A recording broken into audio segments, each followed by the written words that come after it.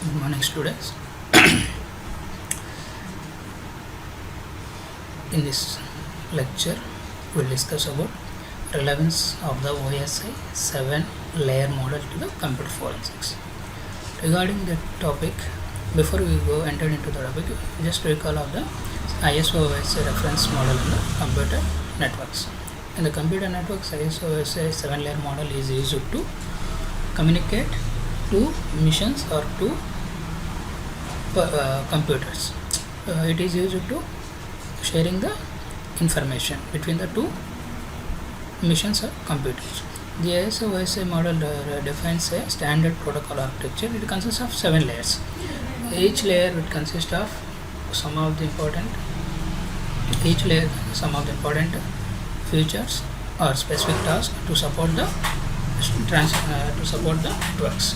According to the same OSI open system interconnectivity activities of 7 layer, same 7 layer are used to in the computer forensics. Coming to this topic, today we'll discuss network forensics is one of the branch that deals with the capturing, recording, analysis the data packets to find out the source of the network attacks. The 7-layer model is used to helps communicate between the two endpoints of the network, that is sharing of the information between the two computers, and each layer is a unique specific tasks that support network forensics. Coming to the architecture of this 7-layer model,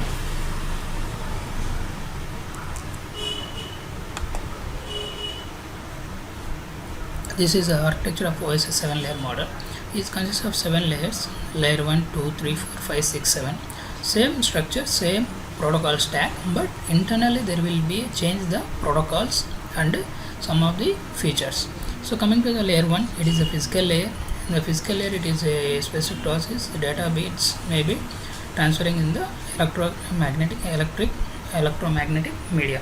It is guided media or guided media. Physical layer is responsible for data bits, that is data will be transferred in the form of zeros and ones.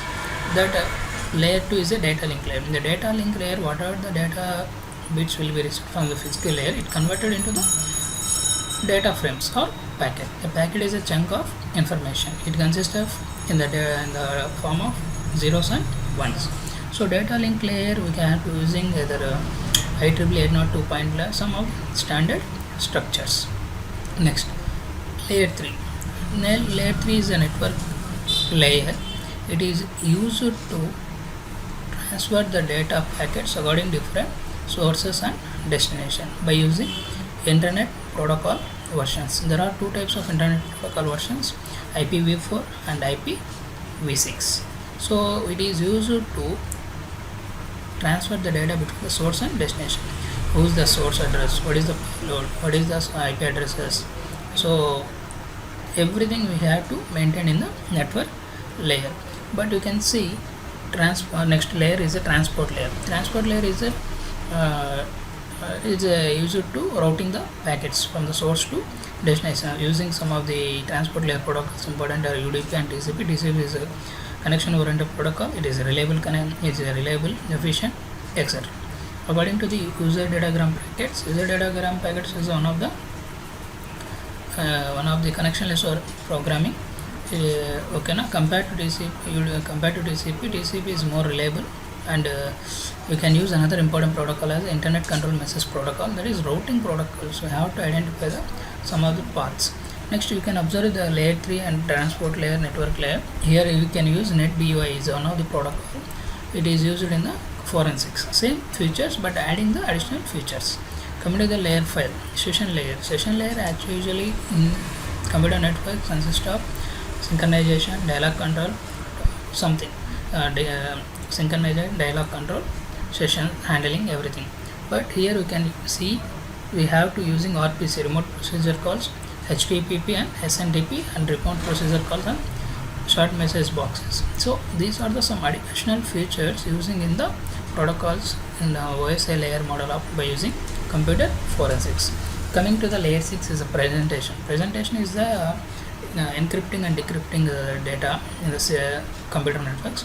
But here onwards we have to using that and some of the additional features like extension directory resources, HTML, MIME, Windows file sharing, print sharing, all are on the same features, but additionally it had used in OSI 7 layer model. So coming to the final layer, application layer. Application layer is the end view point of the user. That is user web browser, email client, that is a network file systems, etc. All of these we have to observe layer 5, layer 6, layer 7 using a ping command. Ping command is an used to trace out all the packets in our missions.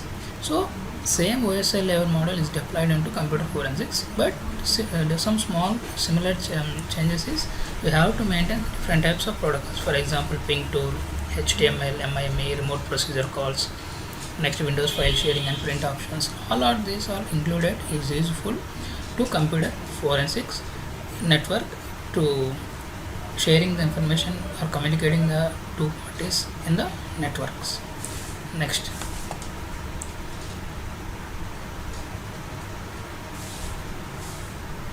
one, network hacking systems.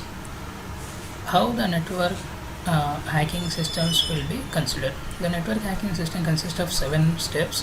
First one is the footprinting, scanning and probing, gaining, accessing, privilege escalation, exploitation, reacting, installation.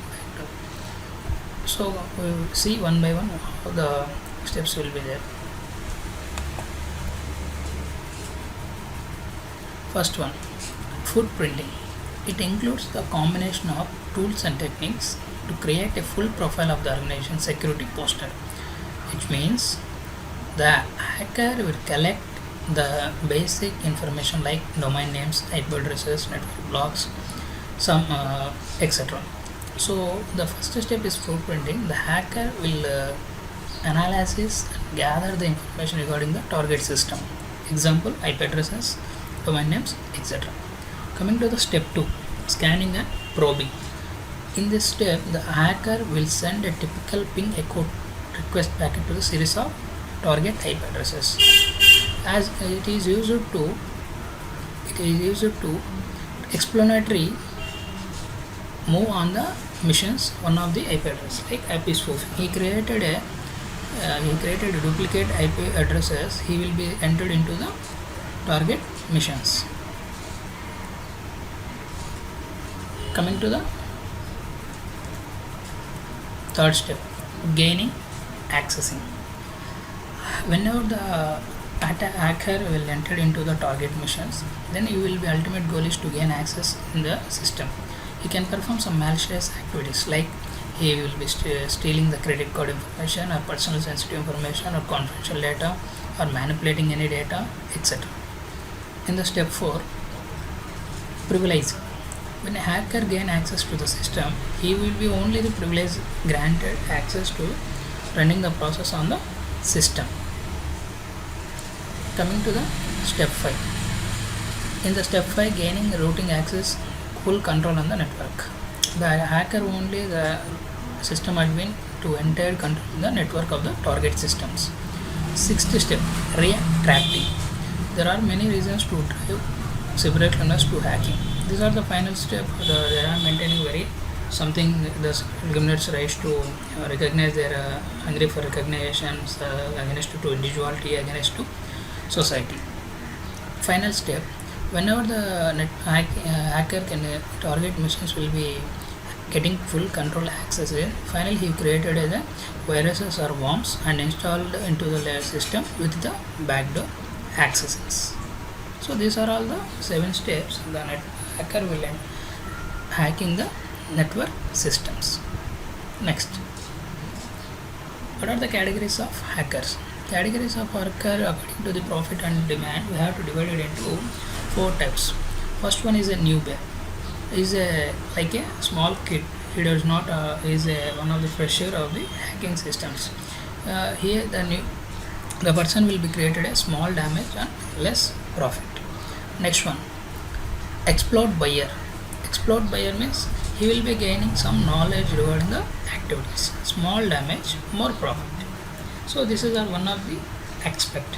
Coming to the severe damage with less profit. Exploiters like insiders. they're getting a severe damage to the organization or financial institute, etc., but they're getting less profits. Coming to the another important one, final cyber criminals. These are severe. These type of hackers will getting a severe damage of the organization or institutions and getting more profit. So these are the four types of the hacker categories divided into the network forensics.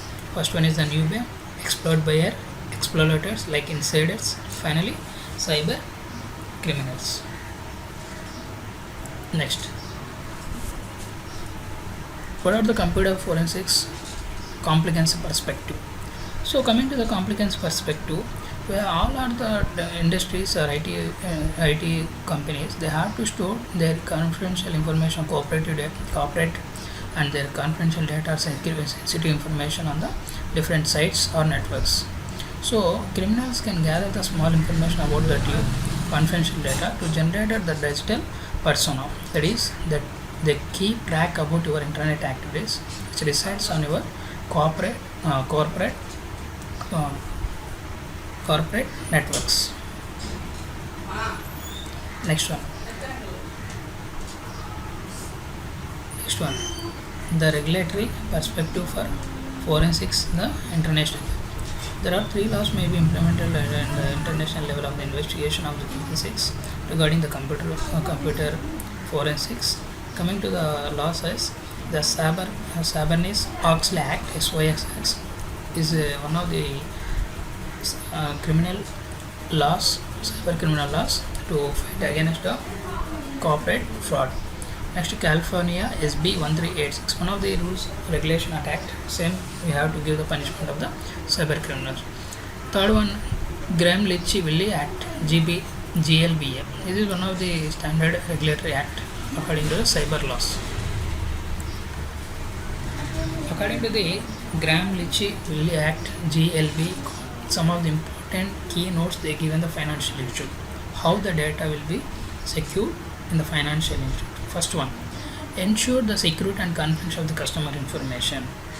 Customer information should be a confidential, don't do sharing to others. Next one, protect against any anticipated threats or hazards of the security integrated. Whatever the threats or attacks may be vulnerabilities on the information, they should not be lost the information, that is integrity. So third point, protect against unauthorized access or inconvenience to any customer. So we have to protect our data from unauthorized access. So these are the 3 key aspects are suggested as safeguard rules to the financial institute or banking sectors. First reason is to provide customer information confidentiality, to protect the data anti-spec or vulnerabilities against integrity. Third one is the unauthorized access. Next one, this is one of the case study of the USA states Health Insurance Property and Accountability Act of 1996. The primary goal is for the healthcare providers to improve the privacy and security of their clients in medical information. In this case study, the main goal is to protect the client medical information with privacy and security. Thus, not unauthorized access. The data should be integrity. No person will not do unauthorized data system. It specifies through analysis and reporting every incident that outcome based they needed whenever the investigation. So this is one of the case study based upon the GLB Act. How the traditional approach of the forensics analysis to take the denotes tools and devices. For example, the forensics analysis team, they got any evidence from the digital storage device like computer or CPU or hard disk. So first of all, we follow some structure. First one, identify the computer on which evidence is suspected to reside, that is target system. For example, CPU. If the computer is powered on, in case there are 2 possibilities, yes or no. For example, if the computer is powered on, no. So computer is powered off, then go to CPU and remove the hard disk from the system. Next, attach that system hard disk to the forensic system without any modification of the data. Next, make a complete copy of the hard disk. that is preservation stream. This is one of the path. Second one, if the computer is powered on, then go to, if the computer is switched on, yes, then the forensics team go to turn off the computer.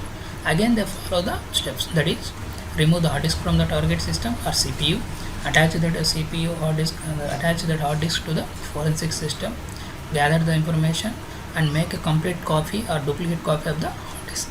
So this is a traditional approach to follow the investigation method to gather the digital evidence from storage devices. Next, what are the technical challenges may be faced by the data to gathering the forensics team? There are two aspects or technical challenges faced by the forensics investigation. One is the complexity problem and one is the quantity problem. For example, a digital forensics investigator often faces a complexity problem because acquired data is typically at the lowest and the most raw format. So complexity format means the data will be gathered in form of text files, video files, audio files, Excel files with typically lowest levels. And the sum of the files will be gathered from the systems. It will be in a non-file system layers abstractions that includes some files will be in ASCII encrypted format, some files will be stored in HTML, some files will be in a cookies, some files will be in a source code. These are all the technical challenges regarding the forensics investigator to collect the raw data from the systems. Next, coming to some of the data reduction techniques. After gathering the raw data, we have to convert it into the machine understandable or a human understandable system packet, system level. So first point is the identify network packets using IDS signatures, whether the packet is a genuine one, who is the IP addresses, which domain name system will become, everything we have to identify. Second one, identify unknown entries during the log procedure.